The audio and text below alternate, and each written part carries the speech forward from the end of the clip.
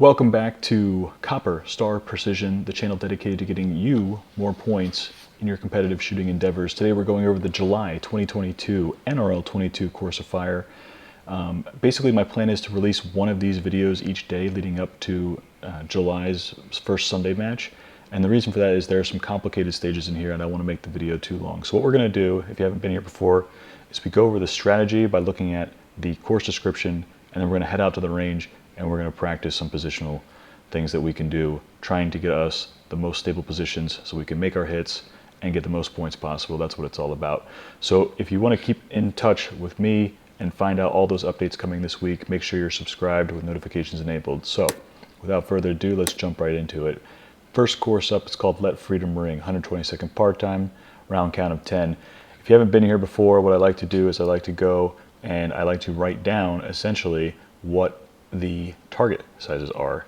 So for example, here for option 1, the 89-yard 3-inch target, the target size in mils is 0.93. What I've noticed about this course of fire is that all of the targets are extremely small compared to other matches that I've been in NRL22 matches.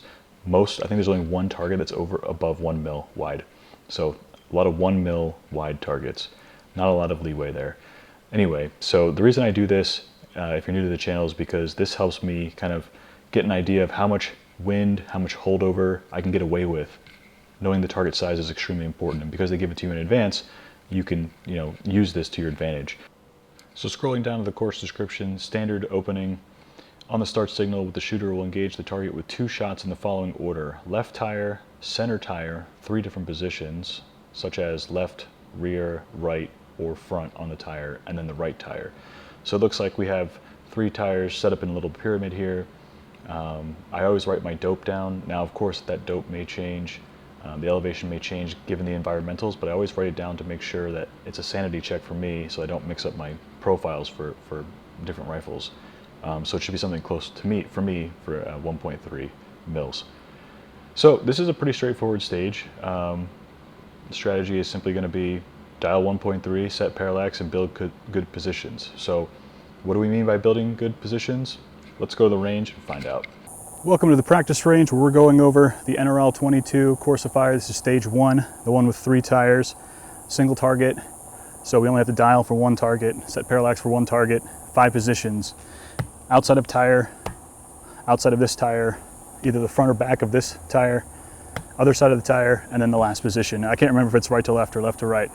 I'm gonna go right to left just to show you because it's closer to the camera. But basically, these 2 positions on the outside will be very similar. The 2 sides of the tire will be very similar, and then the front and back, you'll have to decide which position you're gonna take. As far as gear goes, whatever I recommend is not necessarily how you should do the stage. There's many ways to do a stage. It's all about what you're most comfortable with based off of your flexibility, your mobility, your basic shooting ability to build stable positions. It's all going to depend on you. I'm going to give you a couple options. I'm not telling you how to do the stage. I'm going to give you some recommendations on things that are stable that you can practice on your own and find out what works for you. So without further ado, how I'm probably going to run this stage is with 1 bag. So I have here a Armageddon Gear sticky game changer bag. Any bag will do. I'm going to lay it on its side. I'm going to come to this target here, this tire here. Essentially, I'm going to lay the rifle down. I'm going to get behind the rifle in a prone position, just like so. I'm going to take my hand and make kind of an L pattern.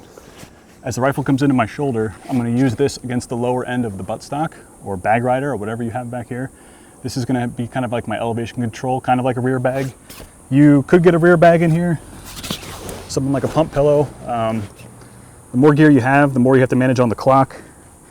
And I'm not sure that that's going to be advantageous. I think the more points of contact on the rifle, or you to the rifle, or the rifle to the barricade is better, but not at the trade-off of trying to manage too much stuff on the clock, having bags everywhere and being super cumbersome. So I think it's simple enough to get a steady position like this. As long as I control my breathing, it's super steady here. The rifle itself is pretty well balanced, as you can see. Why do I have the bipod in the front of the rifle? Is a question that I get asked sometimes. Well, it's because of the balance of the rifle. I want the balance point to be in front of the mag well. If I don't have this bipod on there, all of a sudden the rifle is rear heavy. So in order for the rifle to kind of sit where I want it to without me having to muscle the rifle around, I have this on here, a little extra weight on the fore end. Helps keep the rifle perfectly balanced, as all things should be. So, first position, nice and prone, easy, control the breathing, using this hand as a support. Underneath here, rifle's on my shoulder. Close the bolt, engage, 2 times. Bolt back when moving. Here I'm going to transition to a seated position. Just because of the elevation, I think it's a little bit more comfortable for me to be seated here, but it's going to be the same thing. If you saw my sling video, I talked about seated, unsupported seated positions. Similar thing here. Cross my legs, put my elbows into my knee joints. Here I can kind of squeeze, control elevation. Again, this is super stable. Nice seated position. Easy, on target, engage. Engage with 2 rounds. Now, choice is front or back. If I go to the front, I do something like this, my buttstock runs into the back of the tire. So I'm not going to be able to get the elevation change. In fact, if I try and do anything here to stabilize the rear of the rifle, it's awkward and my gun starts pointing down. So if you're shooting at any kind of elevation, this probably isn't going to work for you. So that being the case, I'm going to choose the rear side of the tire, and this position becomes almost identical to the one before it. Seated, knees and elbows touching the knees. Nice and easy, engage twice. And then the rest of the stage is just going to be the mirror image. Same positions, sliding over, and then down here for prone. So speaking of like elevation changes, if you're on a flat range, you know, keeping the rifle relatively flat, slight tilt upwards is going to work for you. If you have any elevation, if you're shooting upwards for whatever reason, on top of a berm or something is where they put the target, you can kind of scoot this back a little bit. I'm exaggerating here, but this allows you to get much lower as long as you can get your eye on the scope. Here, I'm shooting at a very high upward angle. And if you're going to be shooting this far down, a rear bag here might help because it's kind of hard to get that hand in that pocket. So we just grab a rear bag, and now this is rock steady if I have to shoot at an upward angle. Here in the seated position, doesn't make that much of a difference because you have so much room to play with elevation here. So if I'm at an up angle, I just have to get lower on the scope. So, one bag solution, I think that will work for most people. You can mess around with pump pillows. Pump pillows might help you fill the gap in here. Pretend the bag is still on there.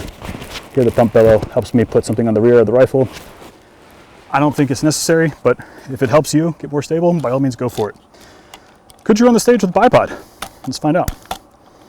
I'm not saying that you should do it this way, but using the bipod to straddle the inside and outside of the tire, actually very similar. Yep, super stable. I go here,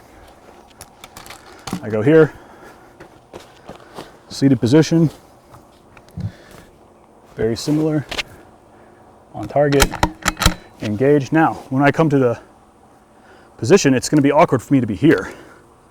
So if I was running with this stage with a bipod, which you can do, I'm going to be up in the front. Now, I have spike feet on my bipod. It's a MDT PRS bipod, SkyPod. And spike feet, super important on a rubbery surface that has a lot of wobble to it. Hawk Hill makes spike feet for the Atlas bipods. I'm sure there's spike feet for the Harris bipod somewhere out there. If you're going to do it, I recommend the spike feet. Here, you might want to, at the beginning of the stage, throw a rear bag down at the middle here, because this is super stable here. You can get some squeeze on the rear bag. If you don't want to use the rear bag, just use your hand. Elevation changes. Bipod on the front, straddle again, and then straddle again. So, can you run it with a bipod? Yes. Will I probably run it with a bipod? No, but if you're more comfortable with it, do it that way. Now, not everyone has tires to practice on. So, how do you practice this at home? I picked these tires up. Some guy on Craigslist was just giving away free used tires, so I was like, hey, it's perfect for NRL22 practice, positional practice. But everyone's got a Home Depot near them. So the Home Depot 5-gallon bucket is a little comparable. It's about 4 inches off.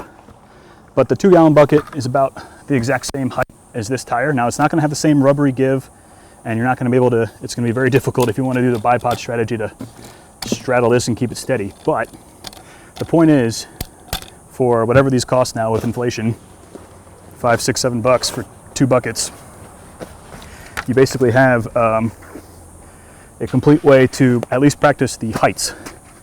So this would be a very similar height to what I would have on the tire. And by doing so, I can at least practice what the gun feels like in this position at this height. See if prone works for me, see if seated works for me, see if something like this position works for me, which it doesn't. So I know that going in. Prone is going to be the best for this kind of height.